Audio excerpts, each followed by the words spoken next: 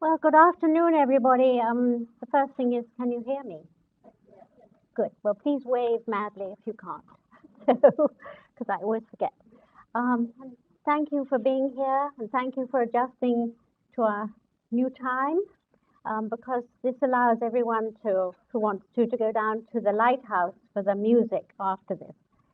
But because we always have a richness of choice in Stonington, our guest is very generously offering wine and cheese and, what is more, good conversation after our meeting. So you can make that decision for yourself. So I do welcome you all to Stonington Library, and welcome also all the people watching us on our live stream. And I do want to thank our director, Michaela Hall, for making sure that we're technically efficient, because it's a wonderful job that she does. It's also a wonderful job that our program committee does and makes our programs possible. So I do thank you all. It's a wonderful thing that they all do, and we can just turn up and enjoy it. So it's wonderful, great. So my first thing to mention is that following the talk, Stuart will be selling his book. And what a book. It's a combination of mind-stretching and fun, and what more can you ask of any book? And I also want to mention, talking of books, that Stuart's history of the Steamboat Hotel, because if you remember in March he came and talked about that here, and that will be published on October 17th and will be available mostly through the Historical Society. So watch this space, as they say. And as always, there is always more to look forward to in the library and in the borough. And our next series, Sunday evening lecture series, will be on August 14th. And Professor Jonathan Post, who is here this evening with his wife Susan, will be talking about his book about Elizabeth Bishop. Elizabeth Bishop, well known to many, will be a very well-known poet, the beloved 20th century American lyric poet, who is not only of international renown, but there is the added interest that she has a close connection to this community. So put that date on your calendar. And Jonathan Post's book, Elizabeth Bishop, A Very Short Introduction, was published by Oxford University Press in June. So remember that one. We've been looking forward to it. Now it is my great pleasure to introduce our guest, Professor Stuart Vyse, a familiar figure in the library, but who always returns with something new and surprising to share with us, and presents in complicated terms what we can all understand, which is a great gift and a great accomplishment, in fact. Professor Vyse is a behavioral scientist who taught first at Providence College, then URI, and then at Connecticut College from 1987 to 2015. He's the author of many books, as well as many scholarly publications. His 2013 book, Believing in Magic, The Psychology of Superstition, won the American Psychological Association William James Book Award. And in 2018, he published Going Broke, Why Americans Still Can't Hold On to Their Money. I think that was the last party we had here, Stuart, before our reconstruction and before COVID, so it's time for another one, right? And in 2020, Oxford University Press published Superstition, A Very Short Introduction. And his talk about this book you can find on YouTube, because all our programs now are recorded and are there for posterity.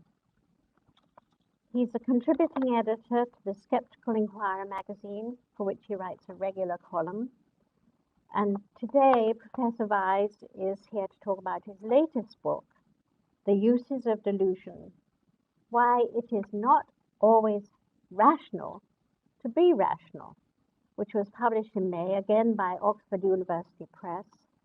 And as one reviewer puts it, with his usual crisp and delightful prose, Vyse explores the tension between our rational and irrational impulses. And then this from the book. In responding to Camus' complaint about ridiculous reason, Professor Vyse looks at the ridiculous bits of unreason that are central to our humanity. And to me, his concluding works in the book tell it all. One of the goals of this book has been to remind us that we all are complicated people. We are a mixture of reason and magical thinking, intelligence and emotion. So please join me in giving a warm welcome to this humane and learned man, Professor Vyse. That was lovely. Well, I'm going to put this on you, Stuart, so that you have it for the live stream. It's for the thousands tuning in from Stonington. Oh my, what a great introduction, Belinda. That was wonderful. Nothing more wonderful than hearing your own words come back to you. So it's great to be here. Thank you for coming on that day, which is kind of very nice outside, and here we are inside. But it's lovely to see you all. I have to thank, of course, our wonderful library people, Michaela Hall, Carla Ullman, and Belinda Decay, and all the staff and volunteers and board members and so on. We love this place, and I've decided that in my old age I am what they call. Oops, has it gone down? Okay. I am in my old age what they call now, what the young people call a content provider. And if you still keep asking for my content, I promise I will provide it. So I want to also thank Bank Square Books for bringing books to sell. It's lovely to have that happen. And also, since some of them are in the room, I'm going to embarrass there are people in the room who read the book in manuscript and made a number of comments. And first among those is Gary Greenberg, who's here. And also Simon Feldman is here somewhere, tending bar. Oh, there he is. And Ross Moran also read parts of it. And then I did put a couple of Shakespeare sonnets in the book, and where else in the world do you have a Shakespeare expert literally around the corner, but in Stonington? And so Jonathan Post provided consultation. None of these people should be blamed for any weaknesses in the book, of course, but it was great to have their insights. I really value it. So without any ado, this is the book. Of course, you've seen it on the way in, and it is published in audio and Kindle forms as they do these days. But we have the real thing in the back. So I have done a number of talks, as one does when a book comes out, and under these weird circumstances, all the talks end up on YouTube, and I felt like maybe giving the same talk over and over again was probably not a good idea given those circumstances. And so what I've done is to slice up the book and it's more work for me, but it might be more interesting for the audience. So today I'm talking about the Soulmates and Living Dead chapters. Now these are the artsy actual chapter names, but revealed under them are these topic areas. These are the real deal. And so I'm talking about love and death today. And of course, the second one sounds a little depressing, but what I'm here to suggest is that the death chapter is also about love, actually. So love, actually. So without any more, I will head into it. We do have to do a little bit of work here. There's a little spinach to eat at the beginning to figure out what it means to be rational, and I'm not the be-all and end-all expert, but I think it's probably useful to think about this so that I can create a straw person that I can then knock down with the examples. But so philosophers tend to talk about at least two kinds of rationality. There's one in the room, I have to be careful what I say. And one is epistemic rationality, which means that you have good beliefs, that your beliefs are based on evidence and that they're logical based, given the evidence. And then instrumental, which means that now that you've got those good beliefs, your actions conform to them and are based in them. And so this is the only real diagram in the talk, so I can tell you that once we get through this, we're good. But this is a sort of a simple model of what some economists and who care a lot about rationality and cognitive psychologists have called a rational choice model. And basically, what it is that we have these desires, and we have certain goals as a result of them. Sometimes we don't have to do very much to do them. If you want to drink water, you don't have to form a belief to do so. You just grab for it, and that's a rational action. But other kinds of behavior require, according to the model, that you establish beliefs first, and then you act towards your goals based on those beliefs. And so you may, in doing so, have to go out and get some information, do some research. The circle there is supposed to suggest that the research might need to be repeated until you've figured out a good belief, and then you take your action. The broken line in the middle there is meant to suggest that that's the wishful thinking line. That it's meant to suggest that you shouldn't believe something simply because you want to believe it, that it fulfills your desires. That's not rational. And so some of the beliefs that we're gonna talk about today fit into the wishful thinking category. So many of the things in the book fall into that category, and so that's that. One of the interesting things about the model is that, according to the model, you can be rational but wrong, dead wrong. And so I like this example, which is that, I don't know if it's true for you, but I grew up being told that you had to wait 30 minutes or 60 minutes before you could go back in the pool, that was a bad thing. So now I hope this works. We're going to play a little clip here, and we'll see what the Mayo Clinic says about that. They're pretty expert on these things.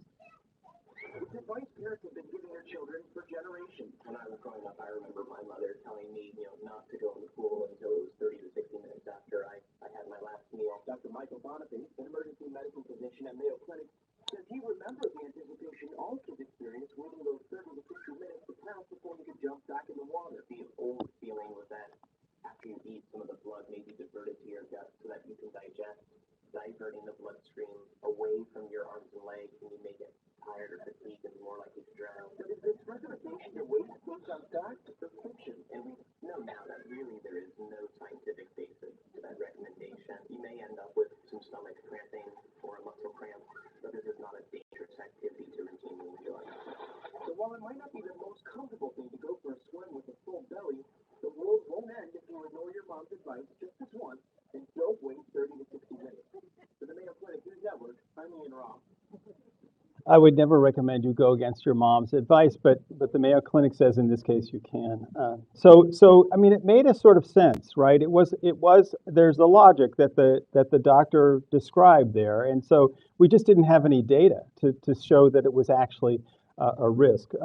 We do know that you shouldn't have multiple martinis for lunch and then go swimming. There is mortality data to suggest that is a bad idea.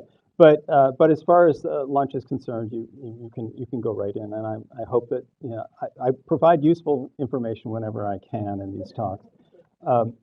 So one more bit that sort of grounds the book, and that is this debate between William Clifford and William James, and I have Derek Turner of Connecticut College to thank for introducing me to this controversy or this debate. When we taught a skepticism course together, we co-taught a course, and he taught this little contretemps. So William Clifford was a mathematician and philosopher, British, and he was a very strict skeptic. He would take what is known as the extreme evidentiary position. He said that you should never hold any belief on insufficient knowledge, insufficient evidence. And he told this famous story of the ship owner whose ship was about to leave port, and there were all these immigrants going off to the new land in it. But the ship was old, and he was worried that the ship might sink, that it might not be seaworthy. And so his response was to push those thoughts out of his mind and tell himself it would be fine. And of course, according to the story, the ship went off and sank mid-ocean, and he collected his insurance money and was no worse for the wear. And Clifford suggested, of course, that was an unethical belief that he held, but also even if the ship had sailed safely, he suggested that would have been unethical to believe that it was safe, and he had sufficient reason to believe otherwise. And he also suggested, he went even further and suggested that even a completely private belief that you never communicate to anyone else or ever act on, if it is a belief based on insufficient evidence, then you shouldn't hold it. You shouldn't entertain it. And the idea being that you would become credulous by habit, and that eventually you would believe something that you did act on or that you communicated, and that would be bad for society or for you. So the implications for religion were pretty obvious. He stated them directly, that he felt as though you shouldn't believe in a religious belief that wasn't supported by evidence. So along came William James, who has a different point of view, and he gave a talk that eventually was published as an essay called "The Will to Believe," and he took on Clifford. Now, sadly, Clifford had died by the time this happened, so he didn't have a chance to come back and respond. But James believed that under certain circumstances, it was reasonable to hold beliefs that were based in insufficient evidence. And he felt as though there were sometimes pressing questions that couldn't be put off, that were not just trivial, and so on. And so he's trying to pull religion back in with his suggestion that if there's an immediate pragmatic value to holding the belief, even if there isn't enough evidence, that it's justified in that case. And so that's sort of a position that the book holds as well, that I'm at least entertaining in the book. This is a pragmatist position, and I use this quote in the book: "To develop a thought's meaning, we need only determine what conduct it is fitted to produce. That conduct is for us its sole significance." Now, I don't know if I can go as far as James did. I mean, James, you may realize, was a believer in the afterlife, and he went to many seances. He was a founder of the Spiritual Society, both here in the U.S. and in the UK. And he actually believed that at least one medium in Boston, Leonora Piper, was a legit, in contact with the dead and so forth. So I'm not going that far, but I do think that there is the purpose of the book, the idea behind the book, is that there are beliefs that may not be entirely rational, that nonetheless benefit us, are useful in some way. And finally, as a caution, I should suggest that, this is not a situation where I'm suggesting that you sort of stand at the precipice and you say, well, I could do the rational thing or I could do the irrational thing. Which should I do? These are circumstances in which you either do it, you're either acting irrational or you're not. And in some cases, the kinds of delusions that I'm talking about in the book are ones that some people hold and but not everyone does. But for those who hold those beliefs and who act on them accordingly, they clearly seem to benefit.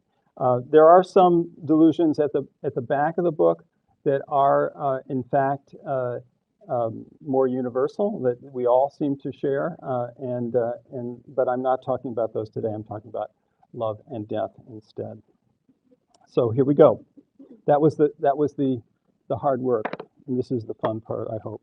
So the chapter, Soulmates chapter, I've had some fairly positive responses to both of these chapters, but the Soulmates chapter, I think particularly, and I love this quote which I use for the epigram of the chapter, which is, "Love is the enemy of sound judgment, and occasionally this is in service of the good," from Terari Jones, who that's actually a good novel. If you haven't read it, I would recommend it. Now, I have been to many talks at this library given by poets and fiction writers. and they just walk up to this podium and they open their books and they just start to read. And I've always been very jealous of that because I've never done it before today. And yet, I've been the psych professor giving the usual slide demonstration, even when it was a book of mine, right?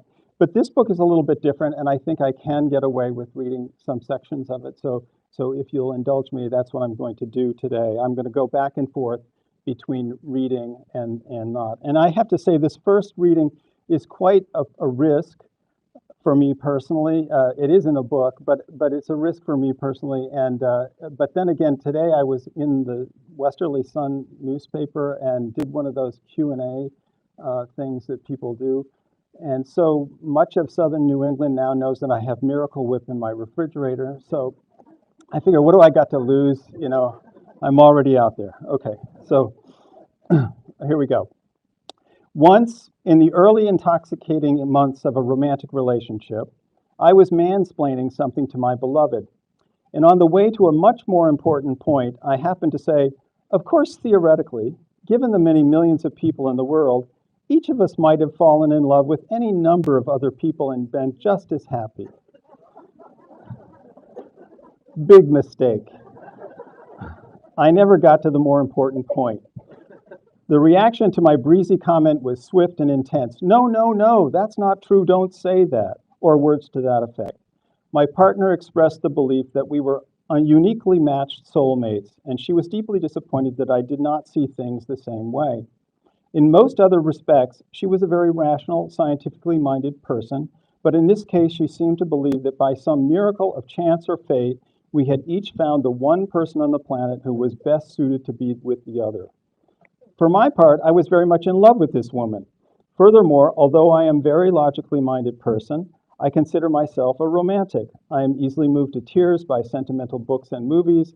I have strong responses to music, art, and theater, and I have forged deep relationships, many of which have lasted throughout my life. But what my beloved was saying in this case just didn't make sense to me. The idea that we were one and onlys was mathematically implausible. Looking back, I wonder if on some level my partner understood that what she was saying couldn't be true, but she needed to believe, against logic, that we were soulmates. And she needed me to believe it too. Despite all the evidence to the contrary, she wanted us to share a conviction that our love was special, and she wanted us to confess our love to each other almost in the manner of a vow. As it turned out, there were no actual vows in that relationship. A couple of years later, the romance ended and we went our separate ways. There were probably many reasons why things didn't work out for us, but I've wondered if that soulmate conversation revealed a crack in our bond that, combined with others, played some small role, possibly more than a small role, in our eventual demise. Okay. So people want to hear more than just, this was a lucky thing. So one of the things I talk about in the book that sort of exemplifies this problem is the wedding vow problem. It is the case that in many Christian weddings still, there is the vow takes this form or something close to it. It's interesting, in traditional Jewish and Muslim weddings, there is at least an acknowledgement that the marriage might end, and that there are, in some cases at least, there are arrangements made for that likelihood and what would happen for the wife in particular. In those cases, women are not necessarily equally able to initiate a divorce, but there is that. But many Christian weddings still have this form, and so it goes like, I blank take you blank to be my wife/husband, to have and to hold from this day forward, for better, for worse, for richer, for poorer, in sickness and in health, to love and to cherish till death do us part. It's difficult to say that to another person and be either rational or truthful. You either are oblivious to the fact that, and I did check, it is still the case in the United States that approximately 50% of first marriages end in divorce, right? So many people apparently find the for better or for worse part a little bit difficult to do. So yet people do this. So somehow people are either in the swell of the moment. Of course, weddings are often public events, it would be tough to do otherwise, as I will show you in just a minute. But I think it's always nice to pause for a second and get the wisdom of Oscar Wilde. Marriage is the triumph of imagination over intelligence. Second, marriage is the triumph of hope over experience. I love that second one. But the interesting thing is that the first quote actually, in a way, is a statement of what I'm trying to do in the book. In other words, there are cases in which there is a triumph of imagination, if you think about that as being unreality or fantasy, over intelligence or rationality, and that's not necessarily, in these cases at least, not a bad thing. So, like, I like to take it the other direction and think, imagine what would it be like to give a rational wedding vow, and you imagine yourself either hearing this from your beloved or even being in the audience of such a wedding, and it would go like this: I take you to be my wife, husband, to have and to hold, to love and to cherish for as long as possible. I promise to do my best. Even that last part might be going a bit too far, but anyway, this would not, this is not going to, just as my statement, to my beloved at the beginning of the chapter didn't go over well, I don't think this would go over well either. So, and yet it is very difficult to predict your future behavior and to make a promise under those circumstances, and yet people do. Yeah, so this is fun. Also, there was a Palm Beach attorney who wrote an op-ed piece in the Washington Post in which he offered sort of a solution to the problem, knowing that there were so many divorces. He said that couples should consider having a wed lease instead of a regular wedding. And so it would go like this: each member of the couple would agree to be a couple for a limited period of time, 2 years, 3 years. And they would each give a financial deposit, so that if you broke the lease, then the other person would get the deposit that you had deposited. The property would remain private. Each person would have their own private property, and the lease could be renewed, based on mutual agreement after it ended. As far as I can tell from many Google searches, this has not taken off as an idea. So. But it would be rational.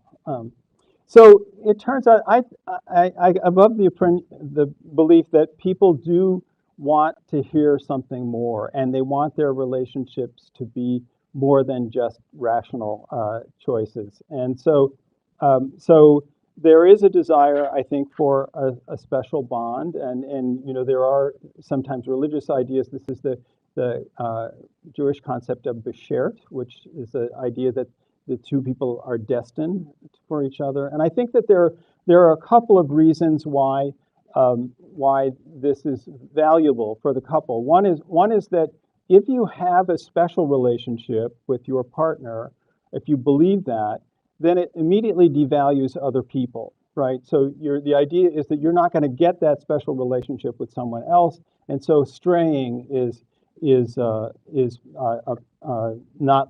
less likely. And when it comes to fidelity, I'm going to take a brief detour to read something by David Sedaris, whom I'm sure you know is a humorist and writer. And David Sedaris,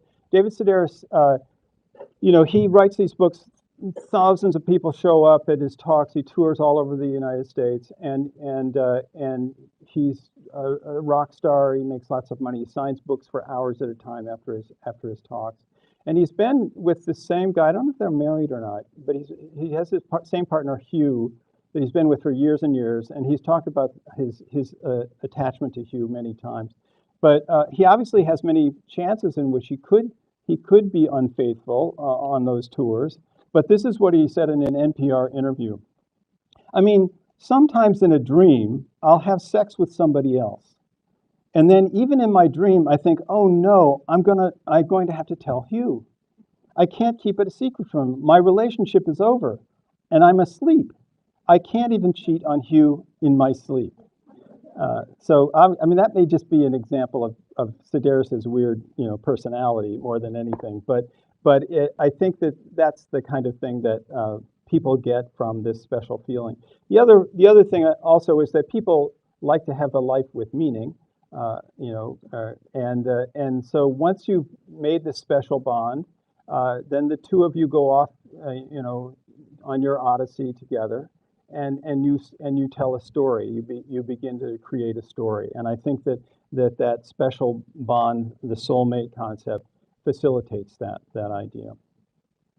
So what about falling in love? Is that rational? Is it ever a rational choice? Well, a lot of people would suggest that it's not entirely rational. I would say that the dating apps now, sort of make it much more rational. I mean, I'm not of the generation. I've never used any of those dating apps, but it seems to me that process does make it a little bit more like buying a refrigerator. All the pros and cons. Does it have an ice maker or not? But the business of falling in love has been traditionally thought to be, in some cases, something else. And so I cite this study of 137 Dutch couples, and 43% of them said that they fell in love, quote, at first sight. Now, I would suggest and of course, falling in love at first sight doesn't seem to me like you could fit that into the rational choice model. You haven't done the little circle thing enough times for that. But nonetheless, that's what they say. And I would argue that number's probably been inflated over time. People say that looking backwards in time more than at the moment. And part of that is because it does create this idea that this is a special thing. We're destined. We shared. We are special. So do we have a choice?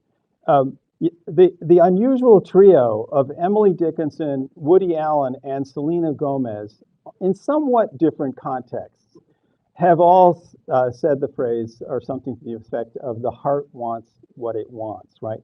So if that statement is true at all, then there's not a lot of head in that statement, right? It's not. There's not a lot of rational choice or thinking going into it.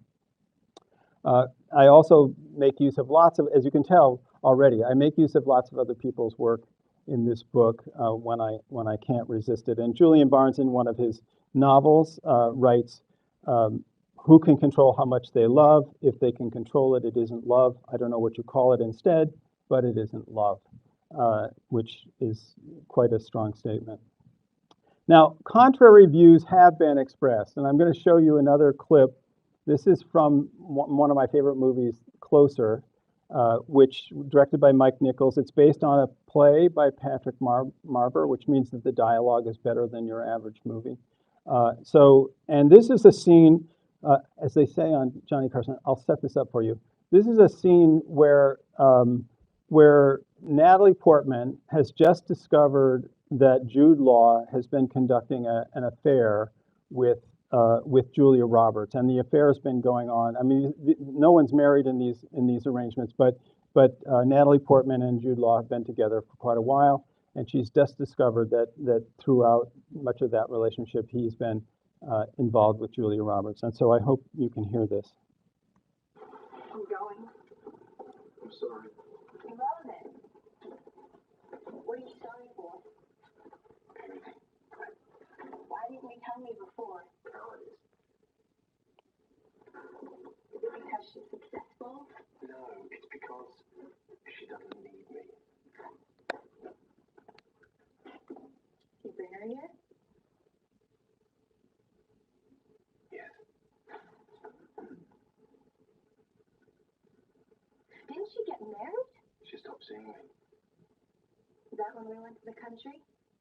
Celebrate our 3rd anniversary? Did you phone her? Beg her to come back? When you went through Mom? Yes. You're a piece of shit. Deception is brutal. I'm not pretending otherwise. How? How does it work? How do you do this to someone? Not good enough. I fell in love with her. Oh, as if you had no choice. There's a moment. There's always a moment. I can do this. I can give in to this, or I can resist it. And I don't know when your moment was, but I bet you know what was.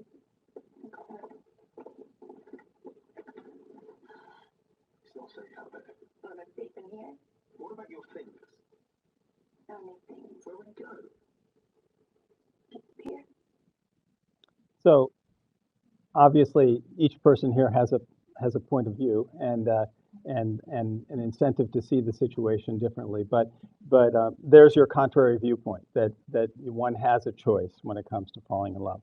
I'm not prepared to say whether, if it is true that falling in love is not entirely rational. I'm not prepared to say whether that's a good or a bad thing, but it appears not to be something that fits into the model. So going on now, once you're actually in a relationship, you've fallen in love and you're in a relationship, there is stronger evidence to suggest that idealizing your partner is of benefit.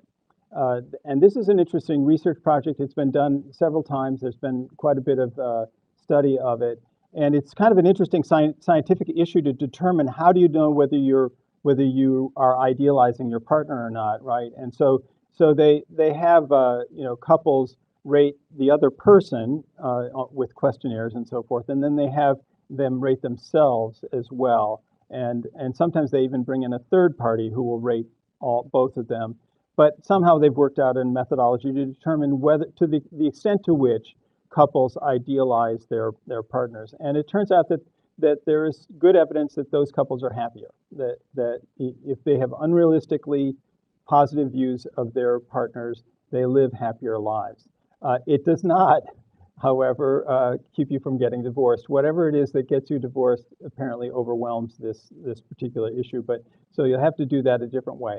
But nonetheless, this evidence is fairly good, and they followed it not just at the beginning of relationships, but over time, and it maintains its effect.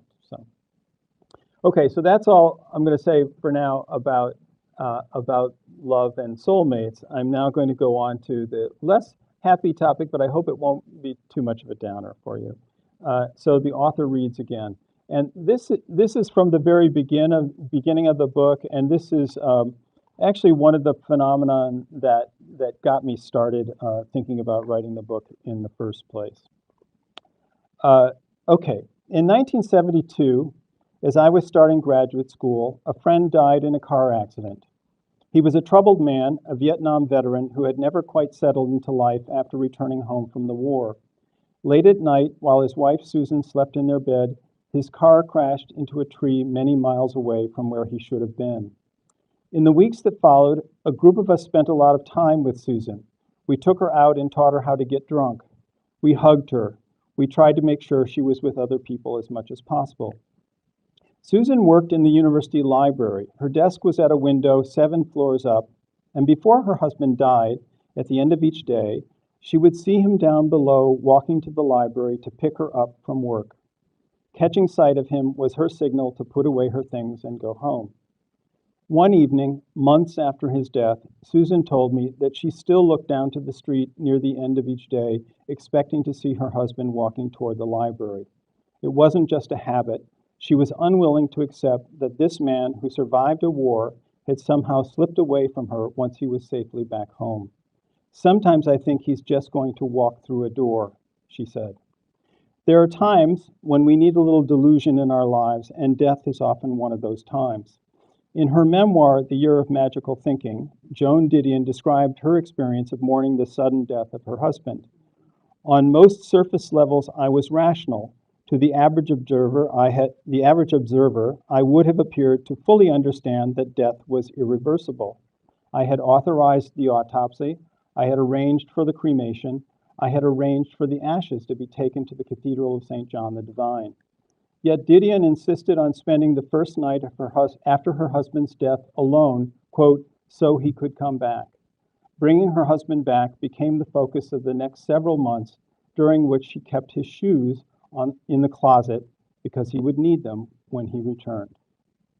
Okay, so, this is the process of bereavement, and I'm going to give you a little bit of a psych lesson here. I'm not an expert on this, but it is the case that Freud had something to say about this in a piece called Mourning and Melancholia, and he introduced the idea that grief involved labor, that you had to work at it.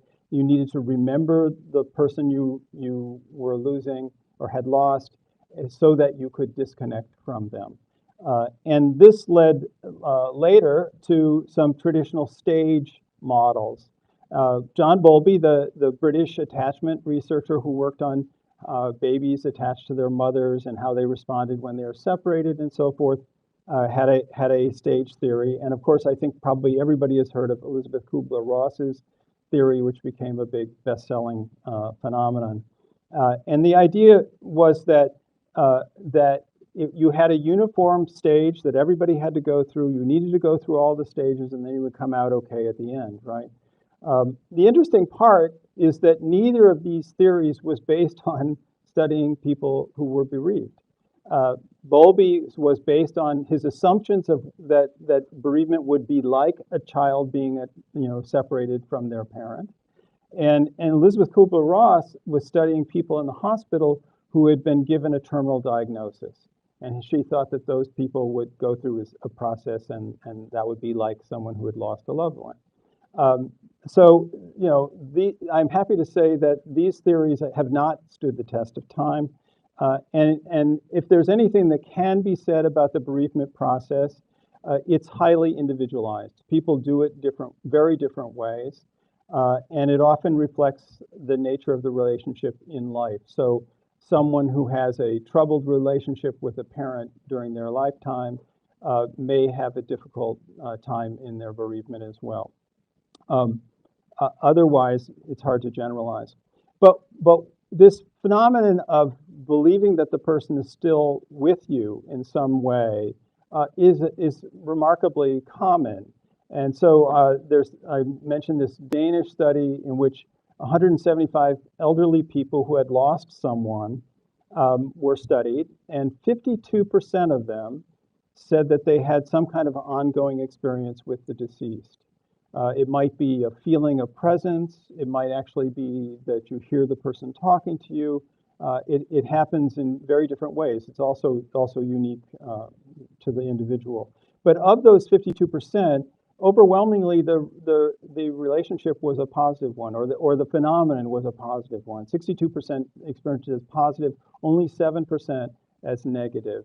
An example of a negative experience was a woman who said that her father had always nagged her throughout life, and sometimes after his death, she still heard him nagging him. So again, it's that same thing. But often there's the positive experiences which are so common are a sense of comfort, a sense that the supporting the parent or the lost person is supporting me, and sometimes even a problem-solving situation where, for example, a young man's father was having trouble with the dishwasher and was getting frustrated, and his wife had died.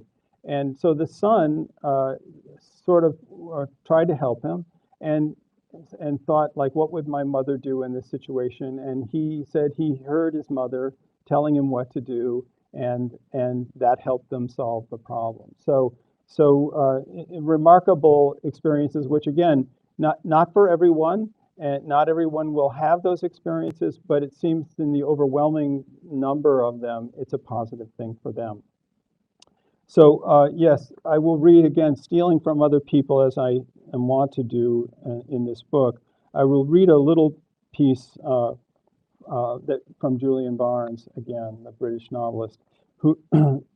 British novelist Julian Barnes, whose wife of 30 years died of a brain tumor in 2008, wrote in his own grief memoir that he often considered suicide and even planned out how he would do it. But he was saved by an extremely active relationship with his wife after her death. He writes, "This is what those who haven't crossed the tropic of grief often fail to understand. The fact that someone is dead may mean that they are not alive, but it doesn't mean that they do not exist. Barnes talked to his wife regularly after her death and heard her voice talking back, which he said calms me and gives me courage. In a very real sense, his life depended on his continuing relationship with his wife. If I have survived what is now 4 years of her absence, it is because I have had 4 years of her presence." So I can't argue with that. I think that those it doesn't make sense. I don't think that there's any doubt that both Susan, my friend Susan, and Joan Didion and Julian Barnes all understood the reality of death, but the experiences that they had were positive. Now, I've left you, this is the end, I'm coming to the end. I've left you on what I may be a bit of a downer, but but I want to try to resurrect it a little bit by reading you something that's not in the book, but something I wrote on the occasion of the book about grief memoirs in particular. And so I'll do this, and that this will end it. I have a fondness for grief memoirs. Often, as in the cases of Julian Barnes's life, Levels of Life, and Joan Didion's The Year of Magical Thinking, they are about the death of a spouse. Others, like Calvin Trillin's About Alice, are not so much grief memoirs as memorials to a great marriage, or as in the cases of Gail Caldwell's Let's Take the Long Way Home and Anne Patchett's Truth and Beauty, to deep friendships. You might think that these books would be morbid or depressing, but they never are. Often I am moved to tears while reading, but most of the time what I'm feeling is not sadness at the author's loss. More often it is a swelling that comes from an appreciation of the author's love for the subject of the book. Long before her death, Trillin had written humorous and loving books and essays featuring his wife Alice, and after her death he received many letters of condolence. One that was typical of a group he received was from a young woman who said she sometimes looked at her boyfriend and thought, but will he love me the way Calvin loves Alice? I love reading grief memoirs because they are about love. And so that's it. And love may not be entirely rational, but I think it's a good thing. So thank you.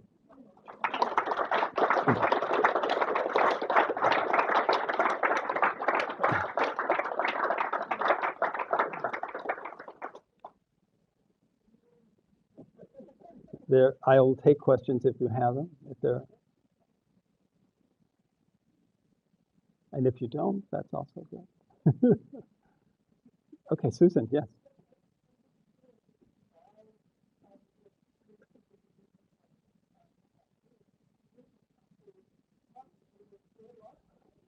I mean, I can't make excuses for that. I don't know. She asked why the people who did research or who had theories of grief didn't use actual bereaved people as their subjects. They went beyond their data, I guess is what you say now, and there's a temptation to do that always in science writing or in theorizing. So. Was originally to talk about people accepting their dying. Yeah, right. And then it got, and I don't remember how much it had to do with her. Yeah. But then it got turned into the stages of grief. Yeah. Yeah. That may very well be. But the idea. I mean, I can't evaluate the stages of dying part either. But clearly, more modern research suggests that it's not a thing. It's not a good attitude or a good description of the process. So, yes.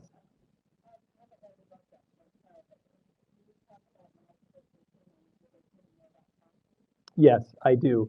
I mean, my research, and this was another thing that prompted me to write the book. But my main topic prior to this was the psychology of superstition, why people believe in superstition. And I'm a rationalist and not superstitious and also not religious.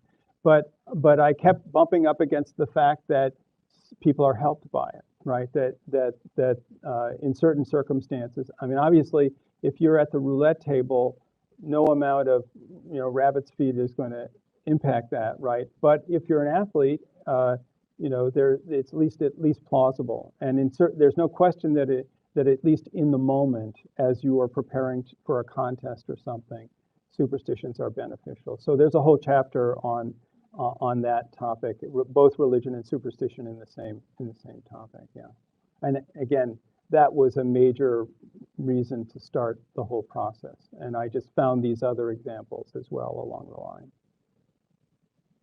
Yes.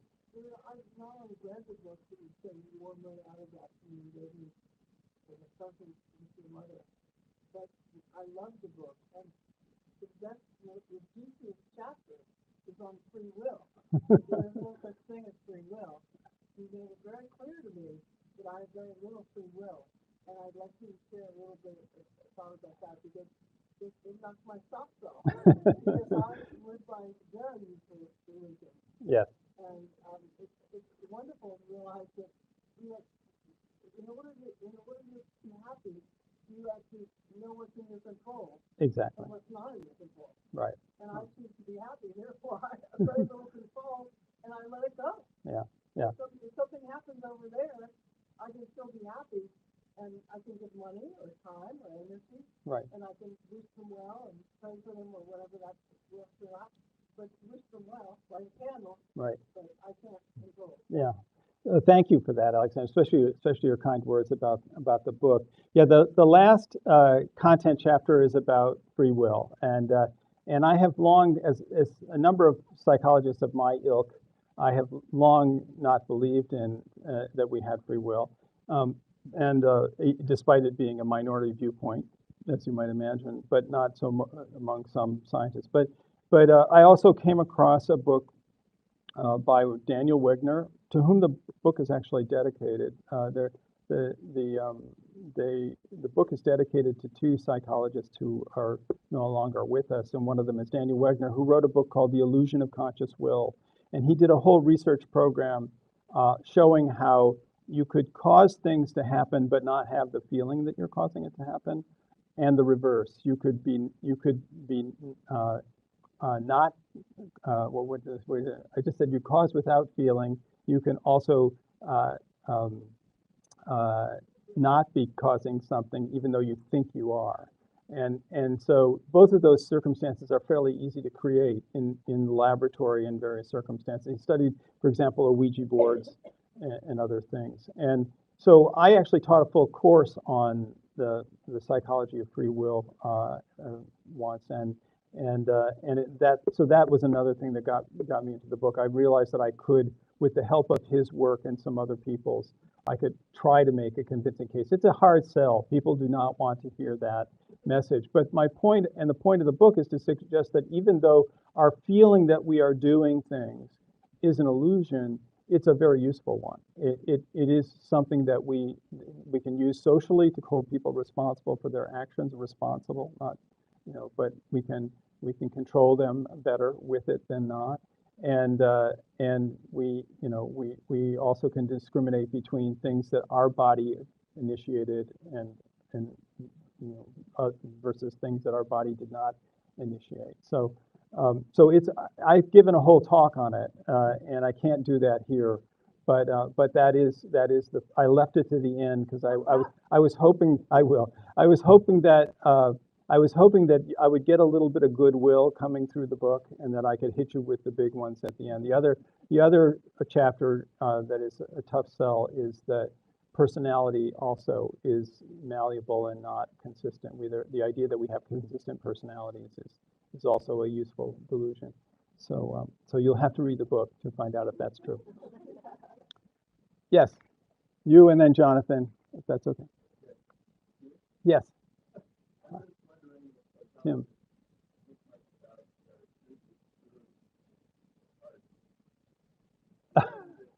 This one doesn't. I mean, I like Harding, but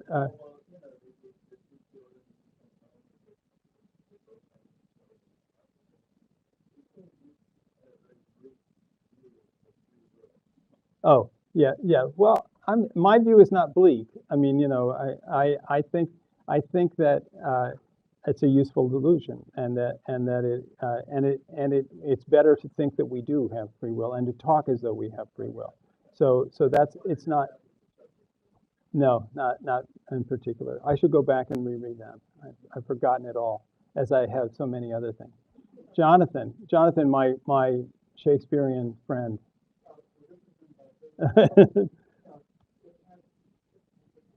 Sure.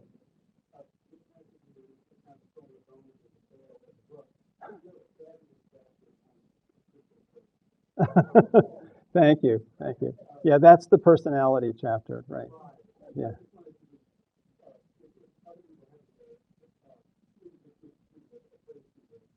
Sure. Yeah. I mean, the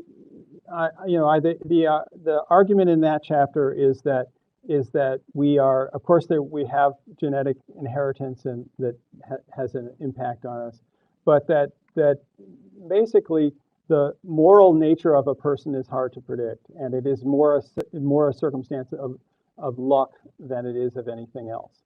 And because under the right circumstances, as Milgram said, we're all capable of horrible things.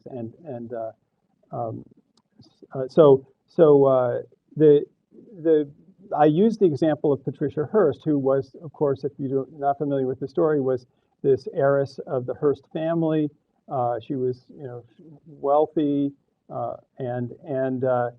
she was a college sophomore living with her boyfriend in Berkeley. She gets kidnapped by the Symbionese Liberation Army, a small, very radical group in the California area. And she's thrown into a closet. I mean, to be honest, she's thrown into a closet for a couple of months and only talks to them through, and no one else. She claimed later that she was treated okay, and she ended up having several romantic relationships with members of the group. But she within 3 months, she said she released a tape saying, "I've now joined the SLA." She participated openly in an armed bank robbery, which was filmed on purpose with her visible. She made bombs with them. She was involved in a shootout where at Mel's Sporting Goods in Los Angeles, no longer exists. But her comrades, she had been left alone in a car with a bunch of guns and the keys while her comrades went into the store. A scuffle ensued. She picks up a weapon, shoots up the store, and they get away, right? So she had many chances in which she could have escaped if she wanted to, but I believe she became what she was, a gangster with this group. But then immediately after she's captured, she returns to being, an heiress, and she has all the advantages of the wealthy family. She ends up, she's not, interestingly, to the book, they used the brainwashing defense, or they attempt to. F. Lee Bailey, the most famous lawyer in the world at that time, used the brainwashing defense. It didn't work, and it never has really worked. Juries don't buy it as a defense. So that was what they tried to do. But eventually she got out. She went back to her normal self. She ended up having to go to jail for a time, but she was pardoned by Jimmy Carter, her sentence was commuted by Jimmy Carter, and then they kept fighting after she was out, and she was actually fully pardoned by Bill Clinton on the last day of his term. She has gone on to a quiet life in Greenwich, where she has dogs that she runs in the Westminster Dog Show. She's won a couple of times. So she went ABA, right? And very dramatically. And so she's the example that I use for it's obviously an extreme case and an N of 1, but still, a reminder that people can be changed by their circumstances. Did that do it, John? Thank you. Sorry, that was longer than but I like the story too. So, okay. Yes, Willard.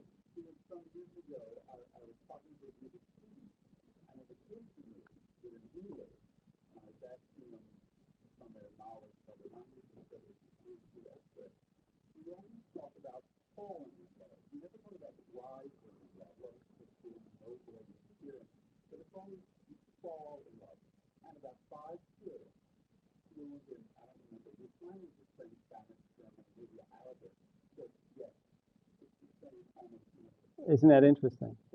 Falling, yeah. Yeah, so it's a loss of control, right? It is I've lost my balance, and but it seems like a good thing to me. But anyway, yeah, it's interesting. Again, I'm less I'm less strong on the idea that that's a useful delusion. I think that love is useful, but the fact that we fall, although it's only useful, I think, in the sense that it does create that feeling of a unique bond of specialness, which I think does have positive benefits. My experience of my breezy comment at the beginning of the page would suggest that's not the way to go. So, yes, Perry. I think I'm borrowing this question from an author whose name I'm forgetting, but he wrote a book called The Folly of Fools. Oh, It was about deception. yes. Trivers, Robert Trivers. Yeah, actually, you recommended that book to me, and and I used it.